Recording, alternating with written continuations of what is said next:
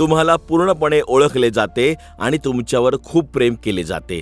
हे प्रभू, तू माझ्या अंतःकरणाची तपासणी केलीस आणि माझ्याबद्दल सर्व काही जाणतोस। 139.1 मधून मला ओळखणे म्हणजे माझ्यावर प्रेम करणे ही एक जुनी क्लिशे आहे, परंतु आपल्यापैकी बहुतेकांसाठी सत्याच्या अधिक जवळ असणे हे असू शकते की माझ्या आत खरोखरच काय आहे हे मी कधी कोणाला सांगू शकत नाही। आणि प्रामाणिक उत्तर काय असेल? मग तुम्ही कुठे आणि केव्हाही इतरांना कळवा।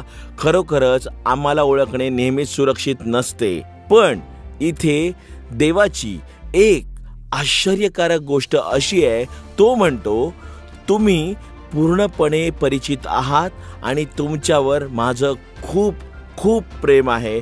खरं तर पवित्र शास्त्रामध्ये एक पूर्ण कविता आहे किंवा स्तोत्र आहे जे परमेश्वर तुम्हाला किती चांगल्या प्रकारे ओळखतो आणि तुमच्यावर प्रेम करतो याचं त्यांनी वर्णन केलं आहे। स्तोत्र 139 मध्ये प्रभू म्हणतो की तू माझ्या अंतःकरणाची तपासणी केलीस आणि माझ्याबद्दल सर्व जाणतोस। तुम्ही बसता किंवा उभे राहता तेव्हा प्रत्येक गोष्टीचा समावेश होतो। जेव्हा तुम्ही प्रवास करता किंवा घरी बसता, बोलण्यापूर्वी तुम्ही काय सांगणार आहात, तुम्ही काय विचार करता आहात आणि काय अनुभवत आहात।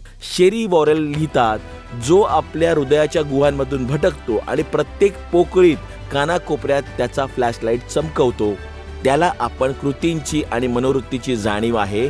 आपल्याला काय प्रेरित करतं आणि आपण हार का मानू नये किंवा हार का मानू इच्छितो हे आपल्यालाच माहीत असतं। तो आपल्या आयुष्यातील कोणत्याही गोष्टीवर चर्चा करण्यास किंवा हाताळण्यास पूर्णपणे तयार असतो।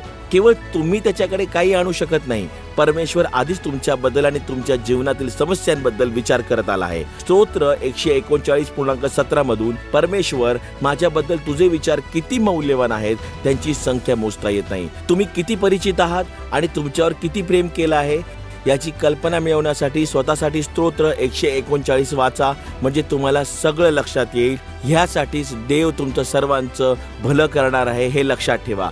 देव तुमचं भलं करो।